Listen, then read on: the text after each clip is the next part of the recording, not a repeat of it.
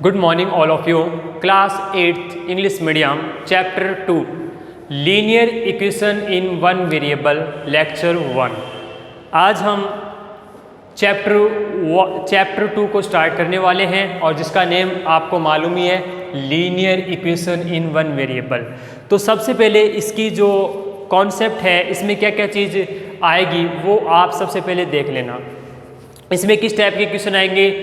Linear equation in one variable. तो इस name का आप मीन समझो, मतलब लीनियर क्या होता है, लीनियर इक्वेशन क्या होंगे, इन वन वेरिएबल, वेरिएबल्स क्या होते हैं, इक्वेशन क्या होती है और लीनियर इसको हम क्यों बोलते हैं। तो सबसे पहले इसका इंट्रोडक्शन हम करते हैं, समझ गए। तो सबसे पहले हम बात करते हैं इक्वेशन। इक्वेशन आपको पता ही है, इक्वेशन बनती कैसे है। जैसे आपने कहा x + 2 = 9, ये हमारी क्या है, इक्वेशन है। ये इक्वेशन है x² + 9 + x, ये भी हमारी क्या है, इक्वेशन है। x³ 7x² + 14, ये भी हमारी क्या है, इक्वेशन है, समझ गए। लेकिन क्लास 8th के अंदर ये भी क्या है आपकी, जैसे इक्वेशन है, ये भी आपकी क्या है, इक्वेशन है। ये सभी के सभी क्या इक्वेशन, ये भी क्या है, इक्वेशन है, ये भी क्या है, इक्वेशन है, ये भी क्या है, इक्वेशन है, और ये भी क्या है, इक्वेशन है। अब बात करते हैं कि 8th क्लास में इस सेकंड चैप्टर में किस टाइप की इक्वेशन आएगी। सेकंड चैप्टर के अंदर इसी टाइप की इक्वेशन बनने वाली है, इसी इक्वेशन बनने वाली है, मतलब x + 2 = 9, क्योंकि नाम से पता चल रहा है लीनियर। अब लीनियर का मतलब क्या होता है, मैं आपसे पूछूं कि क्या ये लीनियर इक्वेशन है क्या? आप देखते हो x² + 9 + x², क्या ये लीनियर इक्वेशन है क्या? नो, ये लीनियर इक्वेशन नहीं है, ये एक क्वाड्रेटिक इक्वेशन है, समझ गए। एक बात सुनना, लीनियर इक्वेशन आप उसी को बोलोगे जिसमें वेरिएबल की मैक्सिमम पावर क्या होनी चाहिए, 1 होनी चाहिए।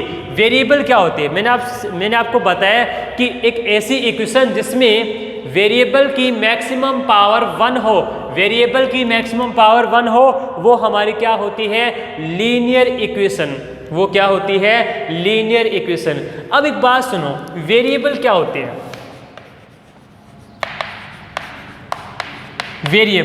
वेरिएबल का मतलब क्या होता है इंग्लिश के अंदर,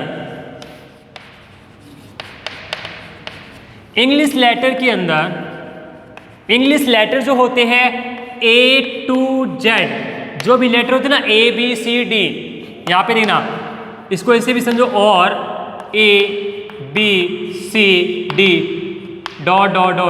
X Y Z, मतलब इंग्लिश लेटर का, इंग्लिश के अंदर कोई भी लेटर जैसे A B C D X Y Z कुछ भी हो, ये हमारे क्या होते हैं, वेरिएबल होते हैं। ये क्या होते हैं, वेरिएबल होते हैं। और वेरिएबल की जो वैल्यू होती है वो फिक्स नहीं होती, वेरिएबल की जो वैल्यू होती है वो फिक्स नहीं होती, क्योंकि एक बात सुनो, ऐसा तो है नहीं कि कोई भी इक्वेशन हो x की वैल्यू सेम आएगी, x की वैल्यू अलग अलग आएगी, क्योंकि x की वैल्यू क्या है, उस इक्वेशन पे डिपेंड है। x की वैल्यू इक्वेशन पे डिपेंड करती है कि x की वैल्यू क्या आएगी, समझ गए।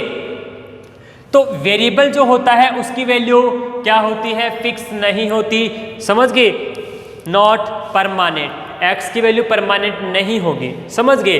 अब बात करते हैं कांस्टेंट।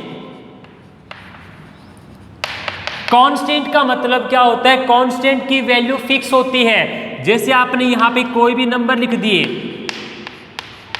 ठीक है, ये आपने जैसे कोई भी नंबर लिख दिए, अब इसकी जो वैल्यू होती है वो फिक्स होती है, मतलब ये किसी भी क्वेश्चन में मिले तो इसको आप 3 ही बोलोगे।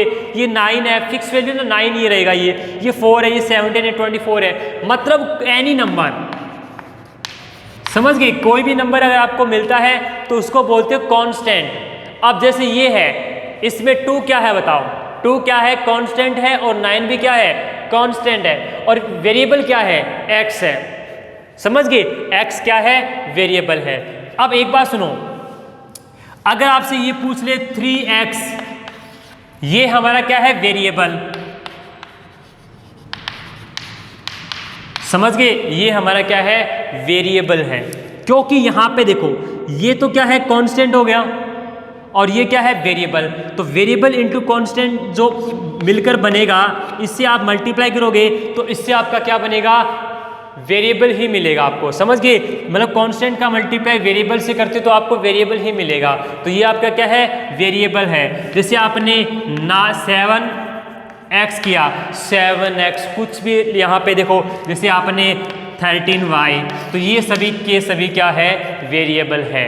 अब एक बात सुनो, क्लास 8 के अंदर ये चीज़ तो मैंने आपको बताई है कि इस मतलब ये इक्वेशन होती है x + 2 = 9, ये भी इक्वेशन है, ये भी इक्वेशन है, ये भी इक्वेशन है और ये भी इक्वेशन है। और x + y + 9 ये क्या है, ये हमारी लीनियर इक्वेशन इन 2 वेरिएबल है। क्लास 9th के अंदर चैप्टर आएगा लीनियर इक्वेशन इन 2 वेरिएबल। समझ गए, 2 वेरिएबल। तो सबसे पहले आपको 1 वेरिएबल्स के बारे में पता होना चाहिए। मतलब पहले हम 8 क्लास में वन वेरिएबल वाले क्वेश्चन को सॉल्व करेंगे और 9th क्लास में 2 वेरिएबल वाले क्वेश्चन को सॉल्व करेंगे। तो टेंशन लेने वाली कोई बात ही नहीं है। मतलब पूरे का पूरा जो चैप्टर होता है, ये जो सेकंड चैप्टर है, इसी इक्वेशन पे डिपेंड है कि x + 2 जैसे लीनियर इक्वेशन इन 1 वेरिएबल पर डिपेंड है। समझ गए, तो यही चीज़ हम करने वाले हैं। अब लीनियर इक्वेशन इन 1 वेरिएबल किस फॉर्म में होती है, समझ गए, लीनियर इक्वेशन इन 1 वेरिएबल किस फॉर्म में होती है, यहां पे देखना, लीनियर इक्वेशन इन 1 वेरिएबल। कोई भी लीनियर इक्वेशन इन 1 वेरिएबल किस फॉर्म में होगी, ax + b = c। अब ax + b = c, यहां पे b एंड c क्या होंगे, इंटीजर होंगे। यहां पे b एंड c क्या होंगे, इंटीजर होंगे। और यहां पे x क्या है, वेरिएबल। समझ गए, ax की जो वैल्यू है वो क्या है, वेरिएबल के फॉर्म में है। तो ये चीज आपको पता होनी चाहिए, ये चीज आपको पता होनी चाहिए। तो कोई भी इक्वेशन है, मतलब सेकंड चैप्टर में आपको कोई भी इक्वेशन मिलेगी तो वो आपको इस फॉर्म में मिलेगी। फॉर एग्जांपल 3x + 2 = 15, ये है। अब ये क्या है, लीनियर इक्वेशन इन 1 वेरिएबल। यहां पे a की वैल्यू क्या है बताओ, 3, b की वैल्यू क्या है, 2 एंड c की वैल्यू क्या है, 15। तो ये जो चीज है वो क्या है, लीनियर इक्वेशन इन 1 वेरिएबल। इसमें 1 वेरिएबल क्या है, x है। समझ गए, क्या है, x है। तो ये चीज आपकी क्या है, लीनियर इक्वेशन इन 1 वेरिएबल। समझ गए। अब कोई भी इक्वेशन होती है उसमें क्या क्या चीज होते हैं, ये है, इसको आप बोलोगे वेरिएबल। 3x क्या है आपका, वेरिएबल। अब 2 क्या है बताओ, कांस्टेंट, क्योंकि इसकी वैल्यू क्या है, फिक्स है। 15 क्या है बताओ, कांस्टेंट, ये भी क्या है, कांस्टेंट है। और ये जो साइन होता है उसको बोलते हैं इक्विलिटी का साइन। समझ गए, इक्विलिटी का साइन होता है। और इसके अंदर क्या आपको मिलता है, जो LHS जो होता है, LHS की जो वैल्यू होती है वो RHS के इक्वल होती है। ये आपको पता होना चाहिए। मतलब कोई भी इक्वेशन हो, वो इक्वेशन उसी कंडीशन में होगी जब LHS RHS के इक्वल होगा। अगर किसी इक्वेशन में LHS RHS के इक्वल नहीं है, मैंने आपको जैसे ये लिखा 3x + 2 अगर नॉट इक्वल 15, तो क्या ये इक्वेशन है, क्या ये इक्वेशन नहीं है, क्योंकि इक्वेशन के अंदर इक्वलिटी का साइन मिलता है, मतलब इक्वल का साइन मिलता है, नॉट इक्वल का साइन नहीं मिलता। समझ गए। तो आपको पता होना चाहिए कोई भी लीनियर इक्वेशन इन 1 वेरिएबल होता है, इसमें क्या होते हैं, 1 वेरिएबल, समझ गए, एंड कांस्टेंट आपको 1 मिल सकता है, 2 मिल सकता है, समझ गए, 3 भी मिल सकता है, या आपको 2 यहाँ पे सेम वेरिएबल मिल सकते हैं बट 2 वेरिएबल नहीं मिलेंगे। मतलब यहाँ पे देखो आपको ऐसा मिल सकता है कि 3x + 2x = 10, आपको ऐसा मिल सकता है, क्योंकि यहाँ पे वेरिएबल तो सेम ही है ना, 3x प्लस 2x, इसमें x की वैल्यू क्या है, x क्या है हमारा वेरिएबल है, मतलब वेरिएबल की वैल्यू क्या है सेम है। तो 3x प्लस 2x क्या होते हैं 5x होते हैं। 5x इक्वल 10 होता है और 5x इक्वल 10 और 5 मल्टीप्लाई में यहाँ पे आएगा तो डिवाइड भी। मतलब आपको क्या करना है, एक्सरसाइज 1.2.1 में आपको इक्वेशन को सोल्व करना है। जैसे आप इसको सोल्व करते हो तो आपको x की वैल्यू क्या मिलेगी, 3x प्लस 2x क्या होंगे 5x इक्वल 10, समझ गए। अब आपको क्या करना है, 5 मल्टीप्लाई में है, यहाँ पे आएगा तो डिवाइड में, तो x इक्वल 10/5 और x की वैल्यू क्या आ गई 2 आ गई, x की वैल्यू क्या आ गई 2 आ गई। मतलब एक्सरसाइज 2.1 में आपको क्या करना है, इक्वेशन को सोल्व करना है, linear equation in one variable, समझ गए। इक्वेशन आपको मिलेगी और उसको सोल्व करना है। तो देखो सोल्व हम कैसे करेंगे। एक्सरसाइज 2.1 का फर्स्ट क्वेश्चन, ये तो मैंने आपको इंट्रोडक्शन करवाया है कि इस एक्सरसाइज में किस टाइप की आपको इक्वेशन मिलेगी, linear equation in one variable. इसमें क्या होता है, LHS RHS के इक्वल होता है, इक्वलिटी का साइन होता है, वेरिएबल्स एंड कांस्टेंट आपको मिलेंगे, समझ गए। जैसे हम बात करते हैं एक्सरसाइज 2.1 का first question, solve the following, x minus 2 equal 7। तो ध्यान से देखना आप, x माइनस 2 इक्वल 7। अब आपको क्या करना है, इसकी कुछ स्टेटमेंट होती है, स्टेटमेंट को समझना है, फिर इस क्वेश्चन को करना है, समझ गए। आपको क्या करना है, ध्यान से देखना, मतलब जो लाइक टर्म होते हैं उनको एक साथ लिखना है, समझ गए। आपको क्या करना है, यहाँ पे ट्रांसपोजिंग 2 to RHS, समझ गए। मतलब आपको क्या करना है कि ट्रांसपोजिंग करना है 2 का, और ये क्या है LHS है ना, LHS से RHS में ट्रांसफर करना है, समझ गए। LHS से आपको क्या करना है, RHS में आपको ट्रांसफर करना है, समझ गए। क्या करना है, ट्रांसफर करना है। अब आपको क्या करना है, x इक्वल 7 और ये माइनस का 2 है, ट्रांसपोजिंग जब भी करते हो तो साइन चेंज हो जाते हैं, अगर ये माइनस है तो प्लस हो जाएगा, प्लस है तो माइनस हो जाएगा। तो 7 प्लस 2 क्या हो गया, x की वैल्यू 9। मतलब छोटा सा क्वेश्चन है ये, इक्वेशन को सोल्व करना कोई मुश्किल काम नहीं है, बहुत ही इजी है। इसमें क्या है, ध्यान से देखना, x minus 2 equal 7, x minus 2 equal 7, तो ट्रांसपोजिंग 2 to RHS, मतलब 2 जो है उसको आप LHS से RHS में ट्रांसफर करने वाले हो, तो माइनस 2 से क्या हो जाएगा प्लस 2, तो x इक्वल 7 प्लस 2 इक्वल क्या हो जाएगा, x की वैल्यू 9, x की वैल्यू क्या आ जाएगी 9। ये है आपका फर्स्ट क्वेश्चन। इसी का सेकंड क्वेश्चन आपको दे रखा है, y प्लस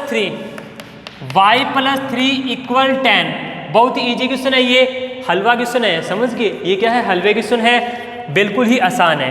आपको क्या करना है, y प्लस 3 इक्वल 10, तो ट्रांसपोजिंग 3 to, इसमें भी क्या करना है, ये क्या है LHS, आपको देखना है ये साइड कौन सी है, ये LHS होती है और ये RHS होती है, समझ गए। तो 3 जो है वो क्या आएगा, ट्रांसपोजिंग 3 to RHS, यहाँ पे क्या लिखना है, ट्रांसपोजिंग 3 to RHS, मतलब 3 जो है वो लेफ्ट से राइट की ओर आपको ट्रांसफर करना है। तो ये क्या है प्लस, यहाँ पे आएगा तो माइनस, तो y इक्वल 10 माइनस 3। अब आपको क्या करना है, y इक्वल 10 में से 3 लेस करोगे तो यहाँ पे क्या आएगा 7, क्या आएगा बताओ 7। तो y की वैल्यू क्या आ गई 7, जो वैल्यू होती है उसको आप बॉक्स के फॉर्म में बॉक्स में लिख दोगे। ये जो वैल्यू आ रही है वो किसकी आ रही है, x की आ रही है, और x का मतलब क्या है, ये वेरिएबल जो x है उसकी वैल्यू आई है। मतलब आपको क्या करना है, सिंपल सी बात है, linear equation in one variable आपको इक्वेशन मिलेगी, आपको क्या करना है, उस वन वेरिएबल की वैल्यू फाइंड करनी है, मतलब एक्चुअल के अंदर वो उसकी वैल्यू क्या आ रही है। और ट्रांसपोजिंग में याद रखना रूल क्या होता है, साइन चेंज हो जाते हैं, माइनस का हो जाएगा प्लस, प्लस का हो जाएगा माइनस, इनटू का हो जाएगा मल्टीप्लाई, का होगा डिवाइड, और डिवाइड का हो जाएगा मल्टीप्लाई, समझ गए। मतलब अपोजिट साइन, क्या हो जाएंगे अपोजिट साइन। थर्ड क्वेश्चन देखो इसी का, 6 इक्वल जेड प्लस 2, क्या है बताओ, 6 equal Z plus 2, 6 equal Z plus 2। इसमें देखो ये LHS है और ये RHS है। अब आपको क्या करना है, टू कहाँ है, LHS में RHS में है, RHS में है तो RHS से क्या करना है, ट्रांसपोजिंग 2 टू LHS, मतलब 2 RHS से किस में जाएगा, LHS में जाएगा। समझ गए, यहां पे लिखना है ट्रांसपोजिंग 2 टू LHS। तो यहां पे क्या होगा, 6 माइनस 2, ये प्लस है, यहां पे तो माइनस, इक्वल जेड, 6 में से 2 लेस करोगे, यहां पे आ जाएगा 4 इक्वल जेड। यही वैल्यू क्या है आपकी, जेड की। ये आपका आ गया आंसर। मतलब सिंपल सी बात है, आपको बस एक स्टेटमेंट लिखनी है, ट्रांसपोजिंग किसका, ट्रांसपोजिंग और किस डायरेक्शन में जा रहा है, किस साइड जा रहा है। मतलब 2 जो है वो LHS से RHS में जा रहा है और ये जो 3 है वो LHS से RHS में जा रहा है, और यहाँ पे ये क्या है, RHS है, RHS से LHS में ये वैल्यू ट्रांसफर कर रहे हो आप। नेक्स्ट हम बात करते हैं 4 नंबर क्वेश्चन। 4 नंबर क्वेश्चन क्या है, 3/7 प्लस x इक्वल 17/7, 17/7। इसमें भी आपको क्या करना है, ट्रांसपोजिंग 3/7, ट्रांसपोजिंग। अब एक बात सुन लो, अगर किसी इक्वेशन के अंदर आपको फ्रैक्शन मिलती है तो फ्रैक्शन में आपको क्या करना है, सिंपल सी बात है, पहले आपको सिंपल इक्वेशन में चेंज करना है। मतलब फ्रैक्शन को क्या करना है, मतलब आपको डिनोमिनेटर को कैंसिल करना है, डिनोमिनेटर को क्या करना है, कैंसिल करना है। यहाँ पे 3/7 है और यहाँ पे 17/7 है। अगर डिनोमिनेटर सेम होते हैं तो आपको क्या करना है कि बोथ साइड उसी डिनोमिनेटर से मल्टीप्लाई करना है। अगर यहाँ पे डिफरेंट नंबर मिलता है, मतलब जब डिनोमिनेटर डिफरेंट होता है तो आपको उन दोनों डिनोमिनेटर का एलसीएम लेना है और जो एलसीएम आएगा उसका मल्टीप्लाई बोथ साइड करना है। समझ गए, मतलब आपको क्या करना है कि 3/7 एंड 17/7, मतलब ये इक्वेशन एक फ्रैक्शन के फॉर्म में, यहाँ पे फ्रैक्शन है तो फ्रैक्शन को हमें कैंसिल करना है, फ्रैक्शन को हम एक सिंपल इक्वेशन में चेंज करेंगे। तो आपको क्या करना है, v multiply both side by 7, v multiply both side by 7। इसका मतलब क्या है कि आप 7 से मल्टीप्लाई करते हो। मल्टीप्लाई किस क्वेश्चन में करना है, जब आपको फ्रैक्शन मिले, फ्रैक्शन मिलती है तो मल्टीप्लाई करना है, अदरवाइज नहीं करना। अब देखो 3/7 है, इसको भी 7 से मल्टीप्लाई करना है, x जो है उसको भी 7 से मल्टीप्लाई करना है, इक्वल 17/7 है, उसको भी 7 से मल्टीप्लाई करना है। मतलब एवरी टर्म, ऐसा नहीं इसको कर दिया इसको छोड़ दिया, सभी को करना है। ठीक है, सभी के साथ आपको ऐसा काम करना है। अब आप यहाँ पे देखो 7 से 7 कैंसिल हो गया तो यहाँ पे क्या आ गया 3। अब 7 का मल्टीप्लाई x के साथ करोगे 7x, ठीक है 7x। यहां पे क्या आएगा बताओ, प्लस इक्वल, अब 7 से 7 कैंसिल तो यहां पे क्या आएगा 17। समझ गए, 7 से 7 कैंसिल। अब आपको क्या करना है, ट्रांसपोजिंग करना है। ट्रांसपोजिंग किसका करोगे बताओ, 3 का। यहां पे लिखना है transposing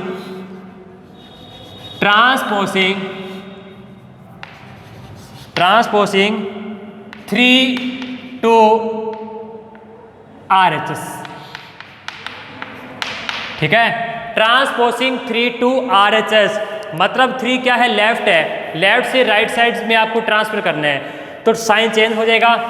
7x equal 17 minus 3, 7x equal 17 में से 3 लेस करोगे 14। ये अच्छा क्वेश्चन है क्योंकि इसकी स्टेटमेंट है वो 3 बार चेंज हो रही है। पहले आप मल्टीप्लाई करते हो, मल्टीप्लाई क्यों करते हो, क्योंकि इसमें क्या है, फ्रैक्शन के फॉर्म में है। फिर आप करते हो ट्रांसपोजिंग। अब ट्रांसपोजिंग करने के बाद में आपसे क्या पूछा, 7x इक्वल 14। हमें 7x की वैल्यू फाइंड नहीं करनी, हमें ओनली x की वैल्यू फाइंड करनी है। अब x का कोफिशिएंट 7 है, मतलब 7 मल्टीप्लाई में है। कोफिशिएंट का मतलब क्या होता है, इनटू हो रहा है ना, यहाँ पे x का कोफिशिएंट 7 है तो बोथ साइड 7 से डिवाइड कर दोगे। ठीक है, यहाँ पे क्या करना है, डिवाइड बोथ साइड बाय 7,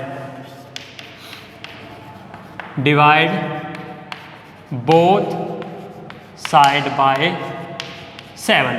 अब 7x है उसमें 7 का डिवाइड करोगे और 14 है उसमें भी 7 का डिवाइड करोगे, तो 7x में 7 का डिवाइड करोगे x और 14 में 7 का डिवाइड करोगे तो 2 आएगा।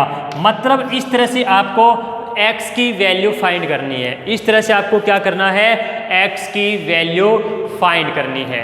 तो ये आपका क्वेश्चन है फर्स्ट, यहाँ पे 4 नंबर क्वेश्चन है, ये आपका क्या है 4 नंबर क्वेश्चन है। तो इस चीज़ को आप ध्यान से देखना। सबसे पहले 3/7 प्लस x इक्वल 17/7। जब आपको फ्रैक्शन मिलती है तो आपको क्या करना है कि फ्रैक्शन मिलती है तो उन दोनों फ्रैक्शन के डिनोमिनेटर का एलसीएम लेते हैं। यहाँ पे 7 का एलसीएम 7 ही होता है ना, तो बोथ साइड आप 7 से मल्टीप्लाई कर दोगे, फिर क्या हो जाएगा 7 से 7 कैंसिल हो जाएगा और x का मल्टीप्लाई 7 से करोगे तो 7x। अब 7 से 7 कैंसिल हो गया, यहाँ पे 17 बच गया। अब 3 का क्या करना है, ट्रांसपोजिंग। मतलब ट्रांसपोजिंग हमेशा लाइक फ्रैक्शन का ही होता है, समझ गए, लाइक फ्रैक्शन का ही होता है, समझ गए। तो 17 है, ये 3 क्या है प्लस यहाँ पे तो -7x इक्वल 17 - 3। अब 17 में से आप 3 लेस करोगे तो क्या आएगा 14, क्या आएगा 14। अब आपको क्या करना है, ध्यान से देखना, divide both side by 7। Both side आपको क्या करना है, 7 से डिवाइड करना है। क्यों करना है, क्योंकि x का कोएफिशिएंट क्या है 7 है। हमें क्या करना है 7x की वैल्यू फाइंड नहीं करनी, हमें केवल x की वैल्यू फाइंड करनी है। तब आपको क्या करना है, divide by 7 both side. Both side आप क्या करते हो 7 से डिवाइड करते हो, तो x की वैल्यू क्या आ जाएगी 2 आ जाएगी। ये आपका क्वेश्चन है फर्स्ट का 4 नंबर क्वेश्चन। ये जो मैंने आपको करवाया है ये है फर्स्ट का 4 नंबर क्वेश्चन। अब हम बात करते हैं क्वेश्चन नंबर 5 की।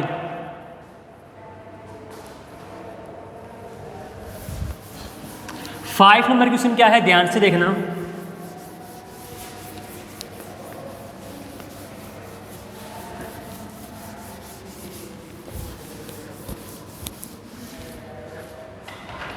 आपको देगा 6x इक्वल 12।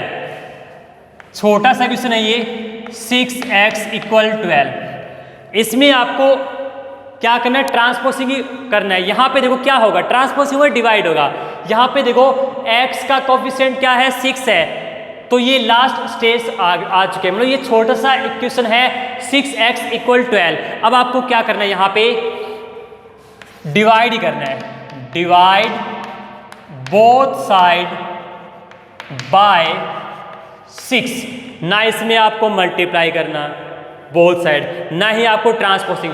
ट्रांसपोजिंग इसका होता है, याद रखना, ट्रांसपोजिंग अगर आपको माइनस का साइन मिलता है या आपको प्लस का साइन मिलता है, उसी कंडीशन में क्या होता है बच्चे, उसी कंडीशन में क्या होता है, हम ट्रांसपोजिंग लिखते हैं, प्लस का माइनस, माइनस का प्लस। अगर यहाँ पे इंटू के, यहाँ पे अगर इंटू में आ रहा है ना तो हम डिवाइड करते हैं, और डिवाइड के फॉर्म में आ रहा है तो मल्टीप्लाई करते हैं, समझ गए। अब देखो 6x बाय 6, मतलब 6 से डिवाइड करना है, 12/6। 6x में 6 का डिवाइड करोगे x आएगा, और 12 के अंदर 6 का डिवाइड करोगे तो यहाँ पे 2 आएगा। और ये है छोटा सा क्वेश्चन, समझ गए, ये छोटा सा क्वेश्चन है, हलवा क्वेश्चन मतलब छोटा क्वेश्चन। अब हम बात करते हैं क्वेश्चन नंबर 6 की। अब हम बात करते हैं क्वेश्चन नंबर 6 की। ये भी छोटा सा ही क्वेश्चन है, क्या है बताओ, t/5 इक्वल 10। अब 10 के अपॉन में कोई वैल्यू नहीं, तो आप क्या समझ सकते हो 1। अब मैंने आपको बताया था अगर डिवाइड हो रहा है ना तो आपको मल्टीप्लाई करना है। t के अपॉन में 5 है और 10 के अपॉन में कुछ नहीं है, आप इसका क्रॉस मल्टीप्लाई भी कर सकते हो, क्रॉस मल्टीप्लिकेशन मेथड। यहाँ पे क्या कर सकते हो, cross multiply, cross multiplication method, cross multiplication method. क्योंकि जब इक्वल का साइन मिलता है ना, t/5 इक्वल 10/1, समझ गए। आपको क्या करना था, क्रॉस मल्टीप्लाई, t1 जा मतलब t जो है उसका मल्टीप्लाई 1 से होगा, और 10 जो है उसका मल्टीप्लाई 5 से होगा। तो t1 जा t होते हैं, t1 जा t, और यहाँ पे 10 5 जा 50। मतलब ये क्या है, t जो वेरिएबल है उसकी वैल्यू आ गई 50, t जो वेरिएबल है उसकी वैल्यू क्या आ गई 50 आ चुकी है, t जो वैल्यू है उसकी वैल्यू क्या आ गई 50। ये हलवे क्वेश्चन है, बहुत ही छोटे क्वेश्चन है। मतलब इस क्वेश्चन में हमने क्या किया था 6x = 12। अब यहाँ पे देखो ये मल्टीप्लाई में ना 6 मल्टीप्लाई में यहाँ पे आएगा तो डिवाइड, और डिवाइड करना है। यहाँ पे देखो इक्वल का साइन है ना, इक्विलिटी, मतलब अगर इक्विलिटी, अब आप क्या करते हो बोथ साइड करना पड़ता है, समझ गए। मतलब 6x है उसमें भी 6 का डिवाइड करते हो, और 12 है उसमें भी 6 का डिवाइड करते हो, तो x की वैल्यू क्या आ जाती है आपकी 2। अब ये क्वेश्चन था t/5 = 10/1। अब इसमें भी आपको क्या करना था, क्रॉस मल्टीप्लीकेशन मेथड आप फॉलो करोगे। मतलब t का मल्टीप्लाई 1 से करना है, 10 का मल्टीप्लाई 5 से करना है, t 1 जा t और 10 5 जा 50। ये है आपका एक्सरसाइज 2.1 का क्वेश्चन नंबर 6। समझ गए, क्वेश्चन नंबर 6। अब हम बात करते हैं 7 नंबर क्वेश्चन की। मतलब छोटे छोटे क्वेश्चन है ये छोटे छोटे क्वेश्चन है। अब हम बात करते हैं 7 नंबर क्वेश्चन क्या है। 7 नंबर क्वेश्चन क्या है, ध्यान से सुनना आप। 2x/3 = 18/1। समझ गए।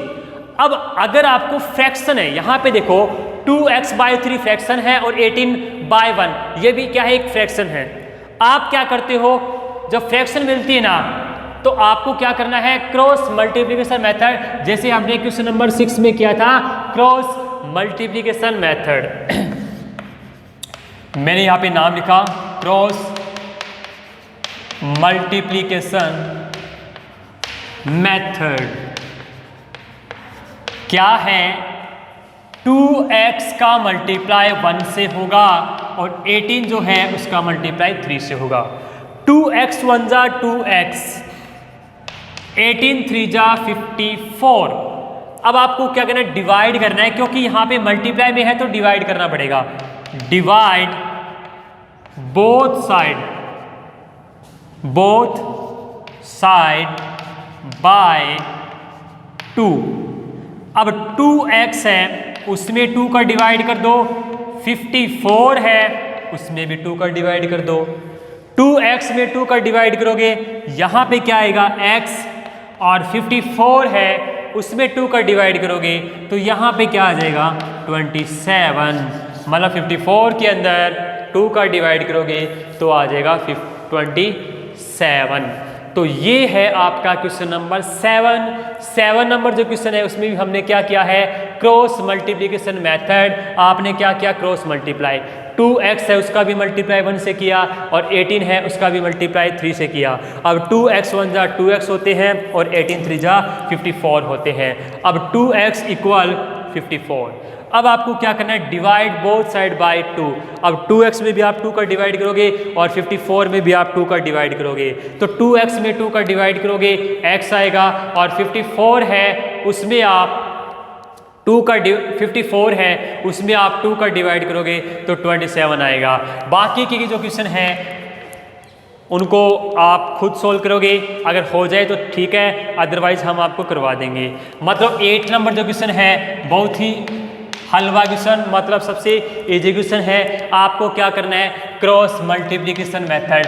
ये आप खुद कर सकते हो ना, आपको क्रॉस मल्टीप्लिकेशन मेथड मतलब y 1 जा y 1.6 का मल्टीप्लाई 1.5 से करना है, मल्टीप्लाई करना है, और वो आपकी y की वैल्यू आ जाएगी।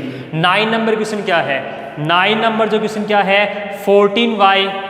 9 नंबर क्वेश्चन आपका क्या है 7x - 9 = 16। आप क्या करते हो, -9 का ट्रांसपोजिंग करना है और फिर 7 से डिवाइड करना है, समझ गए। और 10 नंबर क्वेश्चन क्या है 14y - 8 = 13। इसमें भी क्या करना है, आपको पहले ट्रांसपोजिंग करना है और फिर डिवाइड करना है 14 से। तो आपको क्या करना है, आज ये मैं क्वेश्चन आपको करने के लिए दे रहा हूँ, समझ गए। ये 3 क्वेश्चन आपको करने हैं 8 9 10। अगर कोई डाउट हो तो वो हम नेक्स्ट जो वीडियो होगा लेक्चर नंबर 2 में समझेंगे, समझ गए। लेक्चर नंबर 2 में हम आपको पहले ये 3 क्वेश्चन करने हैं 8 9 10। कोई भी क्वेश्चन समझ में ना आए तो आप पूछ सकते हो, अदरवाइज हम क्या करेंगे लेक्चर नंबर 2 के अंदर हम ये इन क्वेश्चन को सॉल्व कर देंगे। ठीक है, तो आज हमने लेक्चर नंबर फर्स्ट के अंदर क्या किया है, लेक्चर नंबर फर्स्ट के अंदर हमने linear equation in one variable जो सेकंड चैप्टर है उसके बारे में पहले उसका बेसिक जो कॉन्सेप्ट को समझा है, इंट्रोडक्शन किया था कि किस फॉर्म में linear equation in one variable होता है, इक्वेशन क्या होती है और किसको हम इक्वेशन बोलते हैं और लीनियर इक्वेशन हम किसको बोलते हैं। ठीक है, उसके बाद में हमने एक्सरसाइज 2.1 के 1 to 7 क्वेश्चन को सॉल्व किया है और 3 क्वेश्चन मैंने आपको करने के लिए दिए हैं। अगर इसमें कोई डाउट हो तो उसको हम लेक्चर नंबर 2 में समझेंगे। Okay, thank you.